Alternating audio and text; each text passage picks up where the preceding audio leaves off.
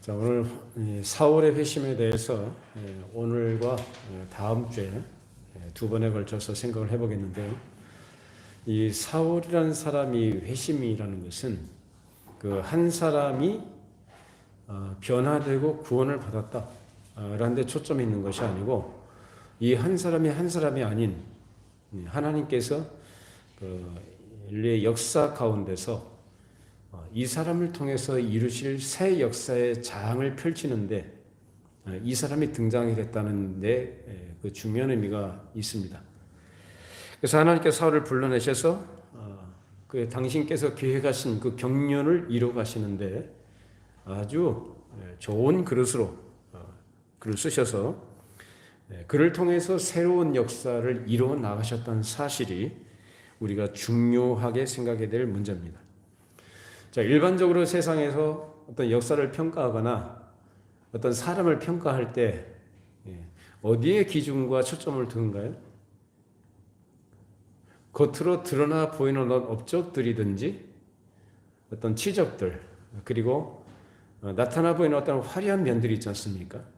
그런 걸 가지고 역사를 평가를 하기를 좋아하고, 어떤 사람을 평가할 때도 그 사람이 가지고 있는 어떤 내면적이고 어떤 내적인 어떤 변화의 궁극적인 원인이 뭐냐, 그 동인이 뭐냐, 그렇게 된 동인이 뭐냐라는 것에 관심을 두기보다는 그 사람이 말하는 것, 그죠? 그 사람의 행실, 예를 들어서 쉬운 얘기 하자면 술, 담배 하던 사람이 술, 담배를 안 하게 됐더라. 성질이 좀 거칠던 사람이 참 사람이 부드러워졌더라. 뭐 이런 식의 어떤 그 사람의 어떤 도덕적 어떤 태도들, 그리고 다른 사람과의 관계에 있어서의 관계성의 어떤 성실성, 이런 것들의 변화를 거기에 주안점을 두어서 평가하고 해석하기를 좋아합니다. 그러니까 그 다른 것에는 관심이 없는 거죠. 그것이 왜 그렇게 됐는가라는 그런 원인과 그 결과에 대해서는 사실 사람들이 생각하지도 않고 알지 못하는 것들입니다. 오늘 사도행전 본문에 등장하게 된 이 사울이라는 사람이 세상적으로 볼 때는 그의 등장이라는 것이 화려하지도 않고 성공적이지 않습니다. 그렇죠. 어찌 보면 굉장히 실패한 사람으로 등장하게 되는 거예요. 세상적으로 볼 때는. 왜 실패합니까?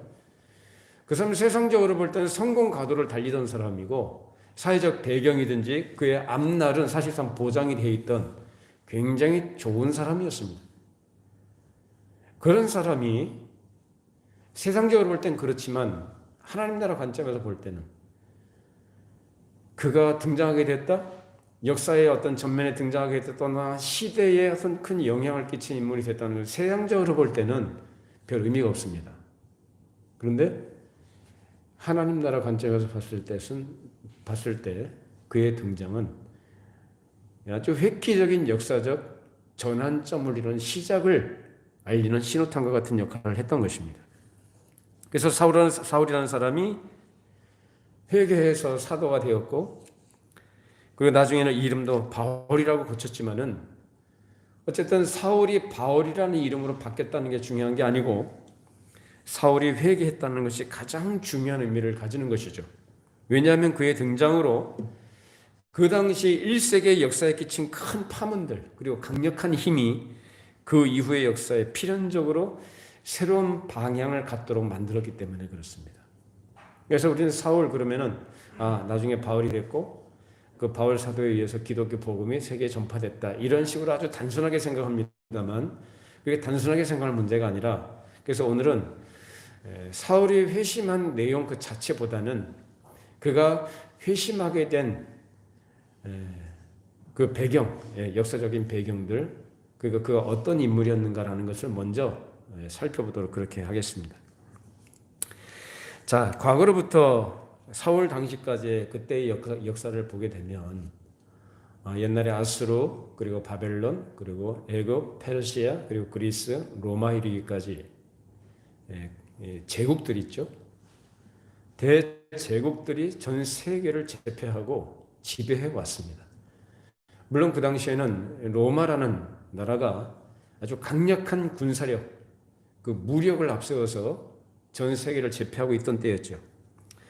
사도행전에 기록된 역사는 그래서 당시 로마 제국이 통치하던 시대를 배경으로 하고 있고, 그리고 사도행전에 기록된 내용들은 한 40여 년에 걸친 그 기간 동안의 역사를 기록한 거예요. 구체로 얘기하자면 예수님이 부활 승천하신 이후부터, 그죠? 예루살렘 복음이 전파되고 그 이후 사마리아 그 복음이 전파되면서 그 외 사도 바울이 순교하기 전까지의 그 기간 동안의 내용들을 기록한 것이 바로 사도행전인 것입니다.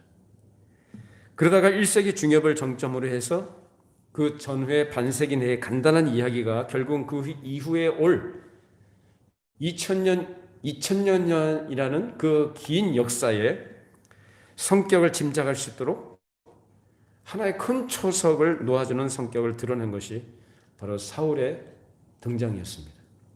그것을 역사라는 관점에서 볼 때 결국 사울이라는 한 사람의 등장이, 그렇게 변화된 사람이 이후에 인류의 역사에 어떻게 큰 영향을 끼쳤는가라는 것을 우리에게 알려주는 것입니다. 그 시작을 오늘 우리가 이제 살펴보게 되는데, 이 사울이라는 사람의 회심은 굉장히 중요한 역사적 의미가 있는 사건이고, 하나님께서 그 하나님의 나라를 인류 역사 위에 어떤 성격과 어떤 방식으로 그걸 어떻게 건설해 나가시는가라는 것을 알려주는 굉장히 중요한 장면이 되는 것이죠. 자, 이 세상의 역사를 보면 사상, 철학, 정치, 경제, 사회, 문화적인 요소들로 이루어져 있습니다. 그리고 그것이 시간의 흐름 속에서 계속 발전해 나갑니다. 그리고 그 발전하는 과정에 있어서 그 중심에 반드시 어떠한 특정한 인물들이 개입이 되어 있고, 그러한 강력한 영향력 하에서 인류의 역사는 방향 설정을 해서 움직여 왔습니다. 자, 그래서 우리가 뭐 한국사를 배우든지 또는 뭐 세계사를 배우면은 꼭 거기 등장하는 인물들이, 중요한 인물들이 등장하지 않습니까? 그 사람들이 영향력을 끼쳤고, 그래서 역사가 그렇게 움직여 왔다는 것입니다. 자, 그런데 사실은 그런 사람들에 의해서 움직였다기보다는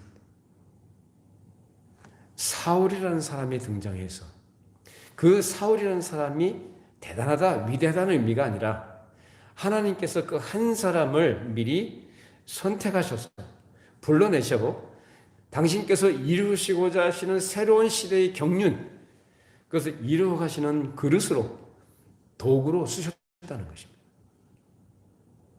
그래서 이 사울은 굉장히 중요한 인물이 되는 거예요. 그래서 이 사람에 의해서, 그래서 하나님께서 일하시는데 인류의 역사는 그렇게 움직여져 나온 것입니다. 그래서 회심한 사울이 사도가 되면서 그가 가지고 있었던 하나님 나라 사상, 그리고 예수 그리스도를 만난 이후에 그가 변화되어지는 그의 어떤 생각들과 그의 삶의 태도들과 목표가 예수 그리스도의 생명의 복음을 온 세상에 전파되는 것으로 역사가 그렇게 바뀌게 되는 것입니다. 지금 세계에 있는 큰 역사적 조류와 사상적 조류는 크게 두 가지로 얘기할 수 있습니다. 하나는 이스라엘 중심으로 하는, 다시 말하면 히브리인들을 중심으로 하는 헤브라이즘이라는 것과, 그래서 헤브라이즘의 중심은 누구예요? 하나님입니다. 그래서 하나님 나라 사상이 그 중심에 있는 것이고, 다른 하나는 그 하나님 나라를 반대하는, 하나님 나라의 진행과 하나님 나라의 건설을 방해하고 대적하는 그런 이교주의적 운동과 사상들이 다른 하나의 흐름입니다. 그래서 이 두 가지 대립적인 사상들이 이 역사를 이루어왔다는 것. 여러분 그렇게 보셔야 됩니다. 근데 이것을 너무 극단적으로 과격하게 흑백 논리로만 보는 거 아니냐라고 이렇게 얘기하시는 분들이 있어요. 근데 그렇게 얘기하시는 분들은 지극히 인간적으로 인본주의적 관점에서 세상 역사를 보고 해석하는 거예요. 그 태도입니다. 근데 성경 어디에도 그렇게 말하지 않습니다. 성경 창세기부터 요한계시록까지 얘기하고 있는 게 뭔가요?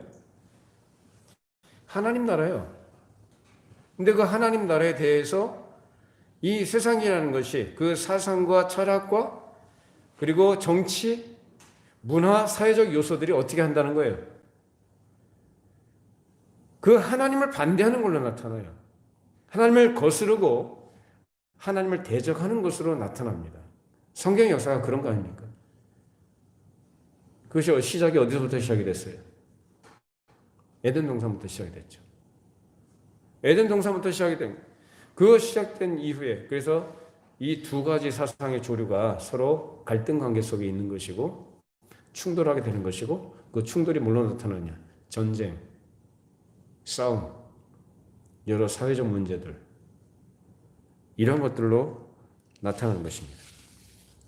그래서 그런 전쟁이라든지 어떠한 사태라든지 어떤 사회적 현실이 어떤 성격을 가지는가를 파악하는 것이 역사의 이면적인 실체를 보는데 굉장히 중요한 것입니다.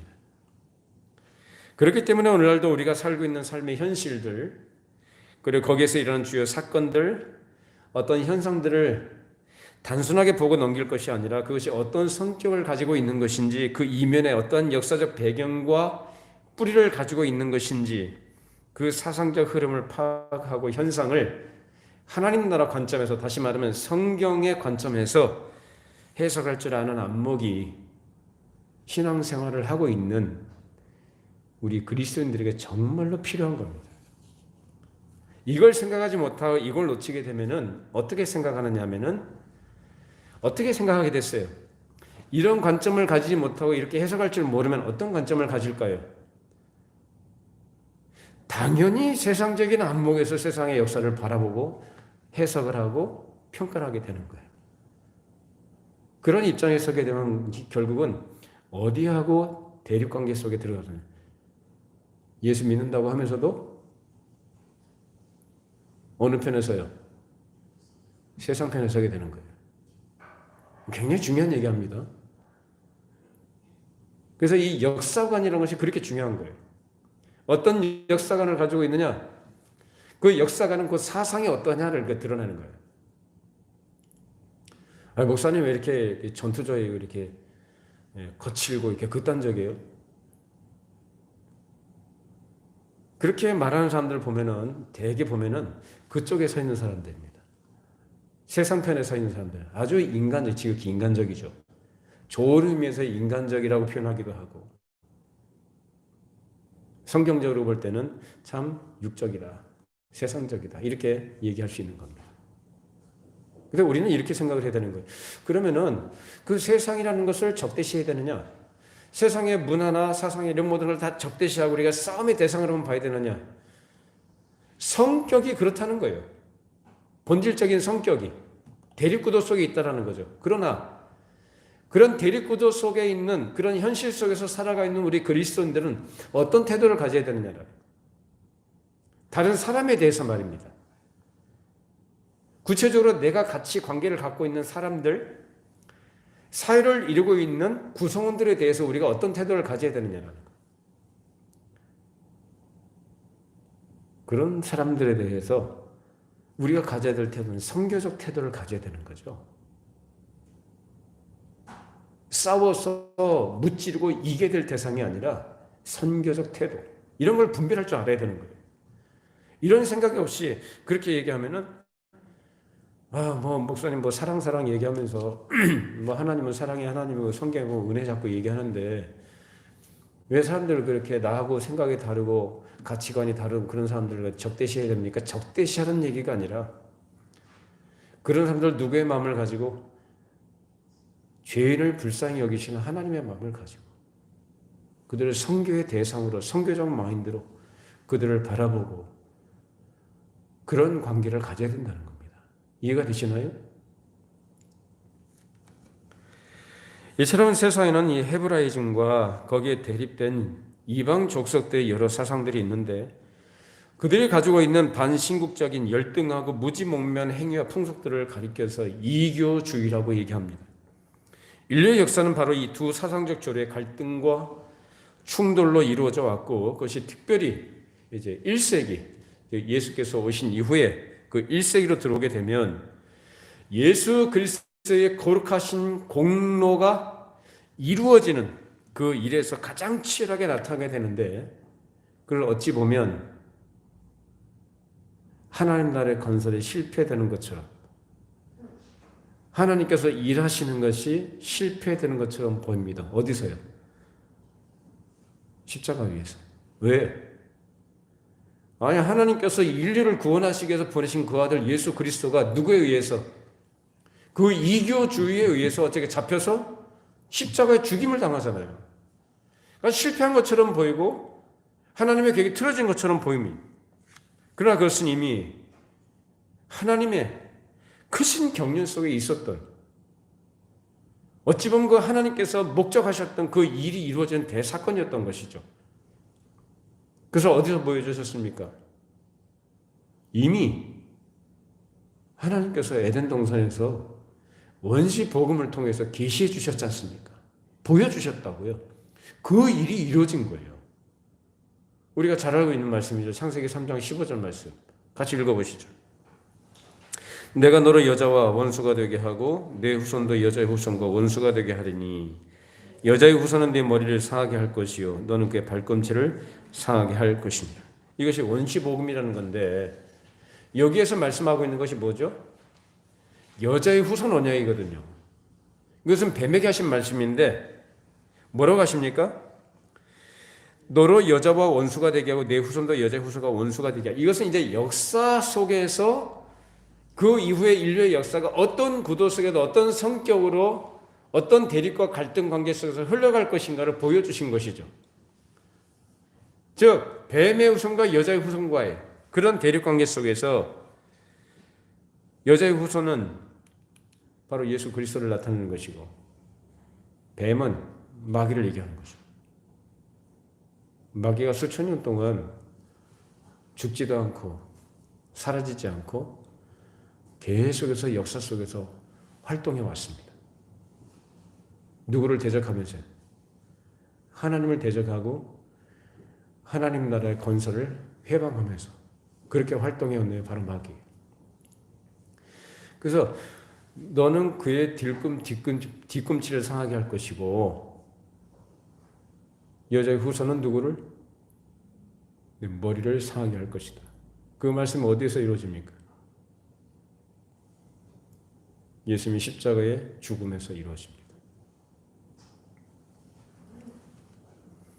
이처럼 하나님의 큰 경륜 속에서 이 사실이 역사 위에서 이루어지게 되는데, 결국 역사의 성격은 성경에서 가르친 바와 같이 하나님 나라와 세상 나라 사이의 갈등과 충돌이 있고, 그 결과 하나가 발 뒤꿈치를 물어뜯은 것이고 하나는 그 머리를 상하게 한 것으로 나타난 것이죠.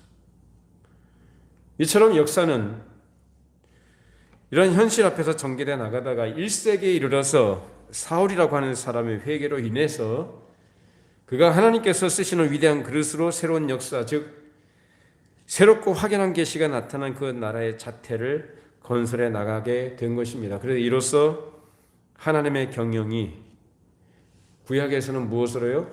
모형으로, 여러 가지 제도로, 어떤 직분으로 그렇게 보여졌던 거예요.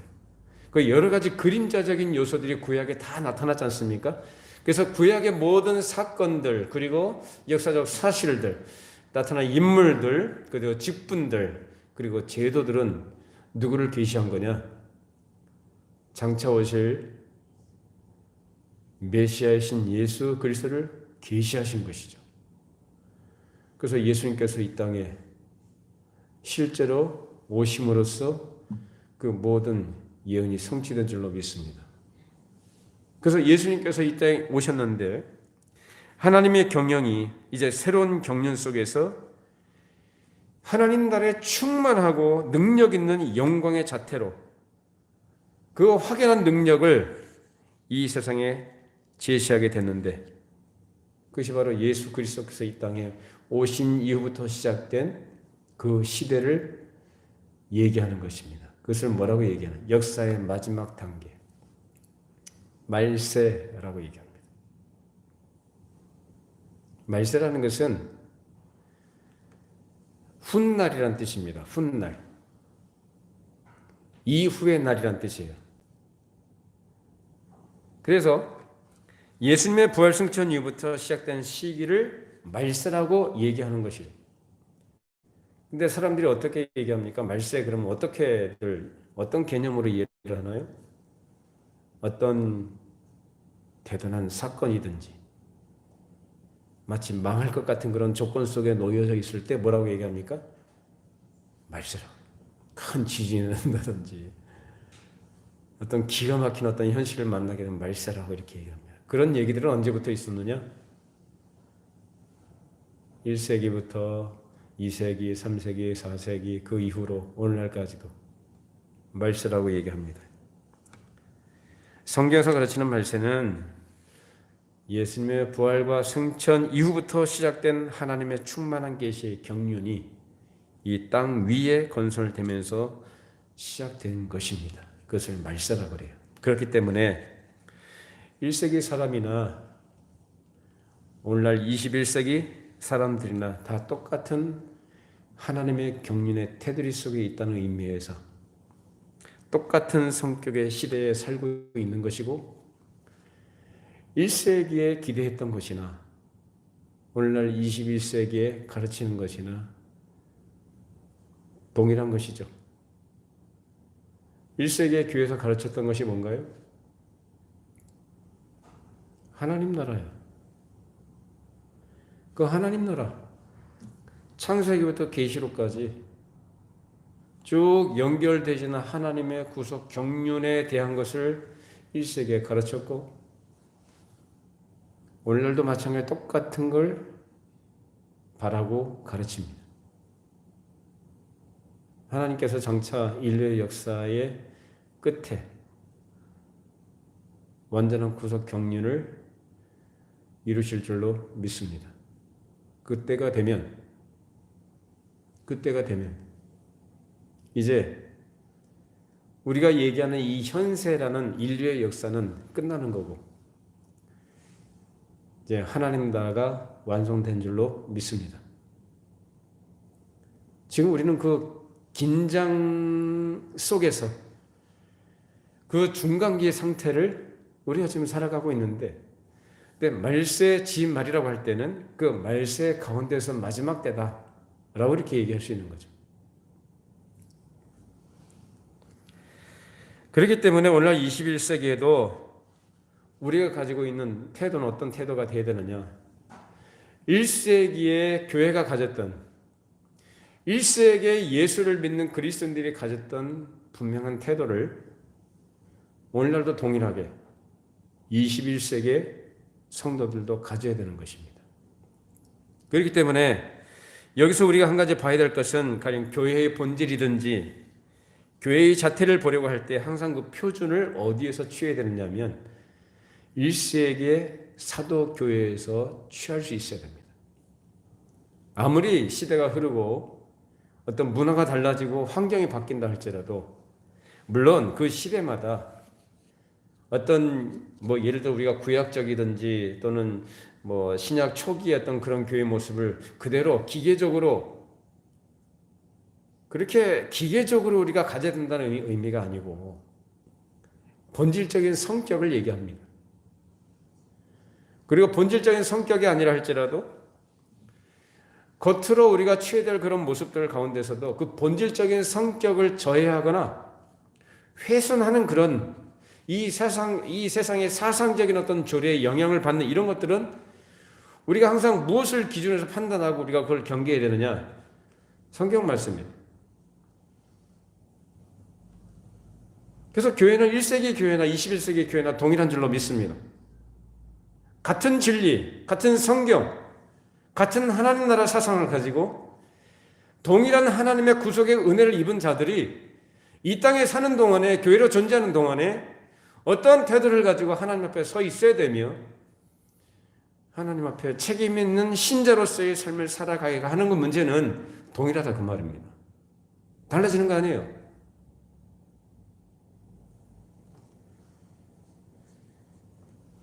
오늘 우리가 사울의 회심과 관련해서 그래서 이러한 이 역사적인 어떤 흐름들에 대해서 우리가 생각을 해보면 그의 등장이라는 것이 이 역사적 성격의 어떠한 결정적인 전환점을 마련하게 됩니다. 그것이 어떤 역사는 중요한 의미가 있는가를 먼저 서론적으로 간단하게 살펴보는 것입니다. 그래서 오늘 본문은 사울이 예수를 만난 내용으로 이루어져 있는데 그가 회심하게 된 일을 다루기 전에 그래서 먼저 사울이라는 사람이 어떤 인물이냐, 어떤 성격의 사람이냐 라는 것을 살펴보는 것으로 오늘 말씀을 정리하겠습니다. 여러분이 알겠습니다마는 이 사울은 이스라엘 12지파 가운데서 어느 지파 사람인가요? 베냐민 지파입니다. 베냐민 지파 사람으로서 이제 등장하게 되는데 이 베냐민 지파는 성경에 보면은 상당히 호전적이에요. 싸우기 좋아하고 굉장히 힘이 센 그런 지파로 나타나 있습니다. 자, 우리 창세기 49장 27, 28절 읽어보시죠. 베냐민은 물어 뜯는 일이라 아침에는 빼앗은 것을 먹고 저녁에는 움킨 것을 나누리로다.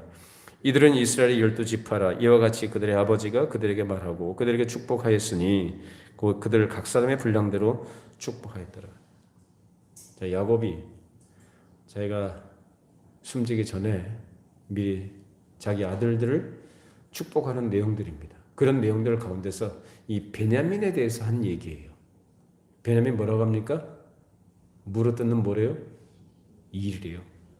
얼마나 포악하고 호전적이었으면은 그래서 각 분량대로 축복했다고 하거든요. 그러니까 물어뜯는 일이라. 실제로 이스라엘 역사를 보면은 이 베냐민 지파가 꼭 등장하는 게 이 싸움하는 데 있잖아요. 특히 돌팔매질하는 거. 그리고 다른 지파들과 이 갈등 관계 속에서 굉장히 호전적인 그런 태도를 가진 것도 우리가 보게 됩니다. 실제로 이스라엘 지파 가운데서 제일 먼저 이스라엘 초대 왕으로 등장했던 사람이 누구예요? 사울이라는 사람이에요. 그 사울이 누구 지파예요? 베냐민 지파입니다. 그러니까 이스라엘 초대 왕으로 왕 위에 오르는 사람이 바로 베냐민 지파예요. 사울이라는 사람이에요. 그래서 그러인지 그래서 이 사울이라는 사람은 사울 왕은 이 베냐민 지파 가운데서는 어떻게 인정되고 있을까요? 존경할 만한 초대 왕이 우리 지파에서 나왔다. 그러니까 사울은 이 베냐민 지파 가운데 적어도 베냐민 지파 가운데서는 영웅시 취급이 되었고 그래서 그 베냐민 지파 사람은 하나의 자부심이 되었을 것입니다. 그래서인지 몰라도 이 사울의 부모가 이 아기를 낳고 나서 그 이름을 사울이라고 지었는지 모르겠어요. 사울의 이름의 뜻이 뭡니까? 크다라는 뜻입니다. 크다. 그래서 그 사울이 이제 출생하게 된 곳이 어디냐면은 이 길리기아 다소라는 도시에서 이 사람이 가서 출생을 해요. 베냐민 지파예요. 자, 사도행전 22장 3절 읽어보십시다. 나는 유대인으로 길리기아 다소에서 나왔고 이 세상에서 자라 가말리엘의 문화에서 우리 조상들의 율법의 엄한 교훈을 받았고 오늘 너희 모든 사람처럼 하나님께 대하여 열심히 있는 자라. 자, 사울이 소아시아의 길리기아 다소라는 곳에서 태어났는데 이 다소는 그 당시에 유명한 이 대학이 있는, 그러니까 세 번째로 유명한 대학이 있는 곳이 바로 이 다소라는 곳이었다고 합니다.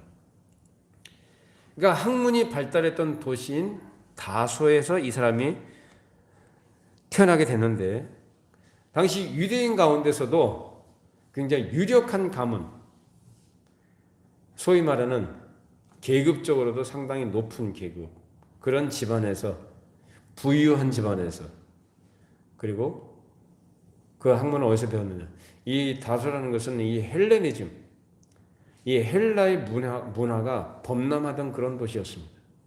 거기에서 그가 어린 시절과 청년 시절을 거기서 보내면서 그 당시에 학문을 두루 섭렵을 하고 특별히 어디 문화에서 배웠다고 그래요? 가말리엘의 문화에서 배웠다고. 가말리엘 그러면 그 당시에 굉장히 오늘날로 말하면 유명한 석학입니다. 힐렐 학파, 쌍벽을 이루는 사람이 바로 그 사람이었는데 그 가말리엘의 문화에서 이 사람이 공부를 해요. 그리고 그 집안이 바리새인이었기 때문에 아버지가 바리새인이었기 때문에 이도 역시 그런 바리새인의 가르침과 그런 전통하에서 성장하게 됩니다. 굉장히 인텔리한 그런 지적인 사람이었죠. 모세가 하나님께서 그럴 때 쓰시기에 준비하는 과정에 있어서 애굽에서 모든 애굽의 학문과 문물을 습득하고 40년 동안 준비해서 결국 그 이후로 40년 동안 또 광야에서 거기서 또 하나님께서 연단하는 과정을 거쳤지만은 결국 나중에 이스라엘 백성들을 애굽에서 건져내는 그 일에 모세가 애굽에서 배웠던 모든 것들이 거기다 동원이 됩니다. 출애굽을 한 이스라엘 백성을 광야길로 인도하는 모든 과정들과 그 했던 모든 지도력들과 통솔력 이 모든 것들이 어디서 배운 거냐? 애굽에서 배운 거예요.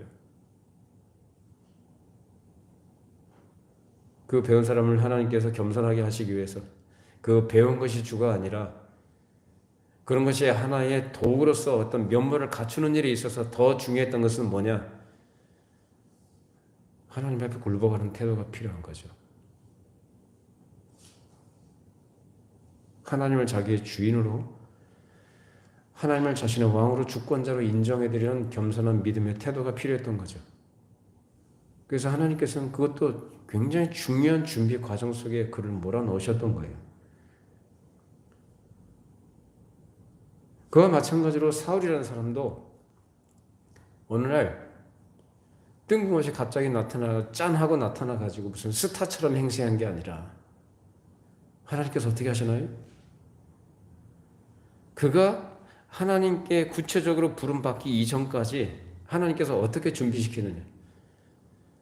길리기아 다소에서 바리새인의 집안에 하나님께서 태어나도록 하셨고 그 이후로 그가 성장하는 과정에서 그 길리기아 다소의 대학과 모든 학문을 두루 섭렵하게 하시고 그런 준비되는 과정을 하나님께서 마련해 놓으신 거죠.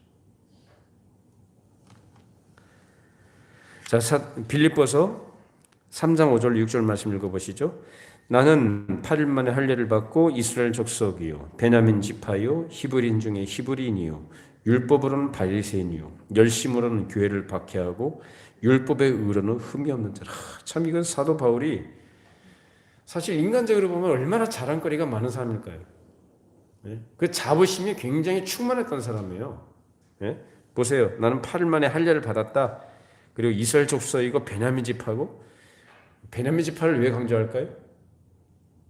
사울이 거기서 초대 왕이 됐잖아요. 거기서 나왔잖아요. 베냐민 지파다.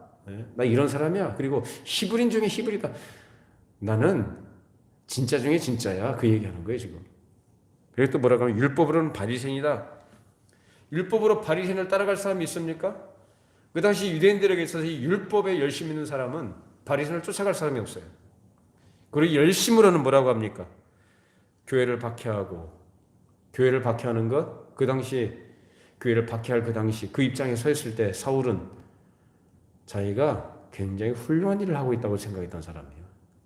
그리고 율법의 의로는 흠이 없다. 그건 무슨 말이냐? 율법적으로 율법을 철두철미하게 토시 하나도 안 틀리고 다 지켰다는 얘기가 아니라 어떤 경우에 부정을 저지르거나 어떤 잘못을 했을 경우에는 어떻게 해요? 정결 예식이 있잖아요. 그 정결 예식을 통해서 그것을 바로바로 씻어버리는 그걸 얘기합니다. 그러니까 자기는 흠이 있다 없다? 없다. 아주 대단한 사람이죠. 자기가 잘못을 한 걸 아는 것도 대단한 거고 그걸 인정하고 그 하나님의 말씀을 따서 씻어버리는 그 의식을 행했던 것. 그것이 참 그 안매한 가운데 있는 율법주의자들이 가지고 있는 태도이긴 했지만은 그 당시에 그 율법주의는 그 당시에 가장 인텔리한 그런 지식이었고 그들의 삶이었습니다. 완전한 유대인이죠. 그게 하나의 자부심이었던 거예요. 이처럼 그는 나면서부터 로마 시민권을 가지고 있던 사람이에요. 그래서 바리새인의 가문에서 태어난 바리새인이었고 다소의 대학에서 공부했고 헬레니즘이 난무한 그 도시에서 헬레니즘의 모든 문화적 내용들을 다 습득하면서 모든 면모를 다 갖춘 그런 인텔리한 사람인 것입니다. 그래서 그 사도 바울이 쓴 바울 서신이든지 그가 쓴 글들을 보면은 대단히 논리적입니다. 굉장히 조직적이고 아주 치밀하고요. 조금도 틈이 안 보여요. 그래서 이 사람이 얼마나 예리하고 치밀한 성격을 가진 사람인지 우리가 알 수 있습니다. 그러니까 이 사람은 어떤 감정을 따라서 하거나 어떤 충동에 의해서 하는 사람이 아니에요. 이전에 스데반이 죽임을 당할 때 그가 증인으로서 겉옷을 맡아두었다고 하지 않습니까? 그 스데반을 이 사람이 종교적 감정에 흥분해가지고 그 감정에 휘둘려가지고 스데반을 죽이는 일에 앞장섰던 사람이 아니에요. 아주 예리하게 아주 치밀하게 스데반을 평가했었고 자기가 가지고 있는 생각과 자기가 갖고 있는 알고 있는 그런 유대교의 관점에서 봤을 때 이놈은 어떤 놈이다? 반드시 없애야 될 놈이다라고 판단을 내린 겁니다. 아주 냉정한 판단을 내린 거죠. 그런 사람이에요. 단순한 사람이 아니라 그 말입니다. 또 이 사람의 마음이 냉정하거나 찬 사람이 아니라 뭐 이러면 좋고 저러면 저렇고 뭐 그렇게 뭐 상황에 따라서 휘둘리거나 그런 사람이 아니라 그 말이에요. 대단히 열정적이에요. 그러니까 한번 우리식으로 얘기하자면 뭐에 한번 꽂히면 있잖아요. 뒤도 안 돌아보고 달려가는 사람. 자기가 옳다라고 생각하고 확신한 일이 있어서는 조금 더 양보하지 않는 사람. 그래서 그런 사람이 봤을 때 아 이건 이단이다. 그가 생각했던 이단은 누구예요? 나사렛 예수예요. 그 나사렛 예수가 이단이에요. 그거 봤을 때는 그가 가지고 있는 기준에 비춰서 봤을 때는 나사렛 예수라는 이 자는 하나님 나라를 방해하는 자고 그리고 하나님을 모독한 자다. 그러니까 어떻게 되는 거예요? 죽어 마땅한 자다. 그리고 그를 믿는 자들, 그 나사렛 예수를 주로 믿는 자들, 즉 그 당시 얘기하자면 나사렛 예수당이라고 하겠죠. 그 이단자를 추종하는 무리들, 오늘날식으로 얘기하면 교회죠. 그 사람들 어떻게 합니까? 앞장서서 잡아서 투옥하고 잡아 죽이는 일에 앞장서. 그게 교회를 잔멸하는. 그래서 하나님을 위해서 열심히 있다라고 얘기해요, 자기가. 그 사람은 오늘날 우리가 얘기하는 것처럼 우리가 생각하는 것처럼 우리가 생각하는 기준보다는 훨씬 더 뛰어난 하나님에 대한 열심이 있던 자입니다. 흐릿한 사람이 아니에요. 적어도 우리가 복음에서 눈을 떴다면 복음의 가르침과 또 그 사상을 따라서 우리가 그렇게 살아가야 되는데 우리에게 사도 바울이 되기 전에 사울이 가졌던 그 인간적인 열심이라는 의미가 아니라 우리 중심에 하나님에 대한 그런 열정들, 조금도 타협하지 않고 양보하지 않고 오직 하나님을 위해서 하고자 하는 그런 복음적 열정이 우리에게 있기를 바랍니다. 그래서 사울은 그런 출생 배경과 그가 자라는 환경들, 그가 습득해서 모든 인텔리적인 모든 교육의 내용들이 그를 만들었고 그로 하여금 그 길로 가게 만들었던 것이죠. 그런 과정 속에서 그가 낸 열심은 자기를 위한 열심이 아니었고 자기 나름의 확신은 그 당시에 하나님을 위한 열심이었다라는 거예요. 그런 그를 하나님께서 진실로 빼내셔서 전 역사의 성격을 변화시키는 데 중요하게 쓰실 만한 그런 그릇으로 준비시키고 그를 쓰셨던 것입니다.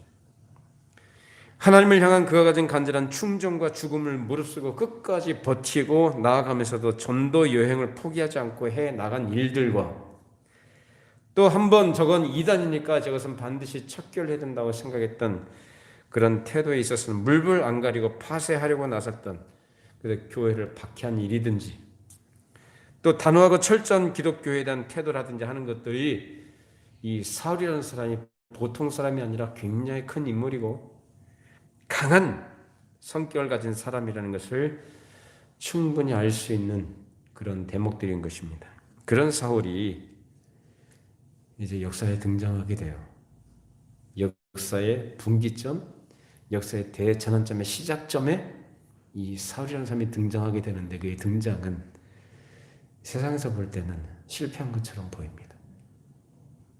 근데 하나님께서 그를 하나님 나라의 건설, 하나님 나라의 건설을 회방하고 대적하는 이교주의가 충만했던 그 당시 로마 제국, 그 제국의 중심부에 하나님께서 들어가도록 하나님께서 그 계획 가운데 그를 이제 이끌어 가시는 시작이 된 것입니다. 그 이후로 어떻게 되죠? 이제 바울이 되어서 사도로서 그 역할을 하게 되는데 복음을 전하는데 사도 바울이 얼마나 많은 고난과 많은 일들과 힘든 여정을 거칩니까? 죽을 뻔하기도 했고 그러다 결국은 하나님의 계획 속에서 이제 로마의 즉 세상의 힘이라고 얘기하는 그 로마 제국의 중심부에 들어가게 돼요. 거기에서 이제 복음이 전파되면서 그 이후로 거대한 이교 사상과 이교적인 이 힘으로 가득 차 있는 그 로마 제국이 결국은 이 복음에 의해서 무너지게 됩니다. 그 과정 속에서 수많은 사람들이 죽임을 당하죠. 그 피 흘림 속에서 그럼에도 불구하고 하나님 나라는 실패되거나 하나님 나라의 전진이 중단된 게 아니고 어떻게 됩니까? 나중에 로마 황제까지도 예수 그리스도를 주로 고백하는 결국은 로마 전체가 하나님 앞에 굴복하게 된 그날이 오게 되는 것입니다. 그 이후로 이제 전 세계에 복음이 전파돼 하나님 나라를 거스르고 반대하는 운동과 사상들이 난무하는 이 세상에 이제 그 하나님 나라가 거침없이 하나님의 역사하심 속에서 계속해서 확산되고 퍼져나가면서 각 나라마다 하나님의 나라 건설되고 하나님의 백성들이 하나님께로 돌아오고 회개하는 역사도 있게 됩니다. 그 복음이 오늘 이 땅에도 수백 년 전에 이 땅에도 복음의 씨앗이 떨어졌고 수많은 박해와 초대교회 당시에 있었던 그런 현상들이 우리나라 초기에도 그런 것들이 많이 있었고요. 그런 피 흘림 위에서 교회가 세워져 왔고 하나님 나라가 이 땅에 지금까지 이루어진 줄로 믿습니다. 그 복음을 우리가 갖고 있는 거예요. 우리가 그 복음의 참여자들이란 말이에요. 그렇다면 자 1세기에 이 1세기의 사람들이 가졌던 기대와 가르침들이 동일하게 오늘날 21세기에 동일하다고 말씀드렸습니다. 1세기에 가졌던 기대와 교회가 가졌던 모든 표준들과 그리고 성도들이 가져야 될 책임 있는 자세는 오늘날도 우리에게 동일하게 요구된다. 어떤 태도요? 세상에 대해서 타협하거나 양보하지 말고 하나님 나라의 전쟁과 하나님 나라의 건설을 회방하고 대적하고 거스르는 이 세상에 대해서 물러서지 말고 양보하지 말고 타협하지 말고 하나님 나라의 위대한 영광의 그날의 영광이 완성된 그날이 오기까지 그날을 바라보고 소망하고 기대하면서 하나님 앞에 충성을 다하는 그런 신실한 우리 모든 성도들, 우리 교회가 되기를 바랍니다. 기도하시겠습니다. 걸어가신 하나님 아버지, 하나님께서 인류 역사 속에서 당신의 크신 경륜을 이루시는 일에 미리 선택하시고 또 불러내셔서 쓰신 사울에 대해서 함께 생각해 보았습니다. 주님, 참으로 이 세상이 하나님께서 원하신 그런 하나님 나라가 이루어지는 일에 지금까지 인류 역사를 주께서 주관해 오셨고 주님의 걸어가신 영광이 드러나는 그런 좋은 결실들을 교회를 통해 맺도록 해주셨습니다. 세상으로 볼 때는 사람들이 볼 때 나약해 보이고 실패하는 것 같고 고난을 당하고 사라져버리는 것 같지만 그 역사는 하나님의 역사였고 하나님께서 당신의 걸어가신 그 나라를 이루시는 그런 하나님의 일하심을 우리에게 증거하고 있는 줄로 믿습니다.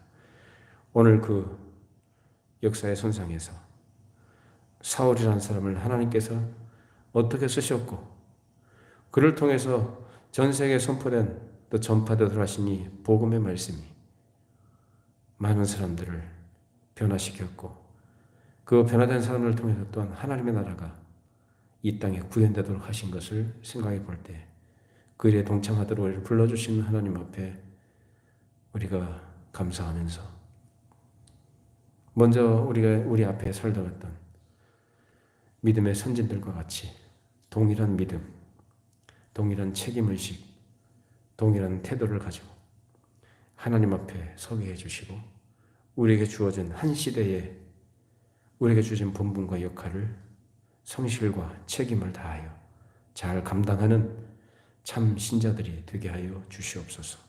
우리 가정과 또 우리의 일터와 모든 사회관계 속에서 우리 하나님의 거룩하심과 하나님의 거룩하신 영광이 나타나는 일에 우리의 모든 시간과 정력을 사용하게 하시고 충성을 다하여 주 앞에 서는 날 부끄러움이 없는 신실한 종들이 되게 하여 주시옵소서. 예수님의 이름으로 기도하옵나이다. 아멘.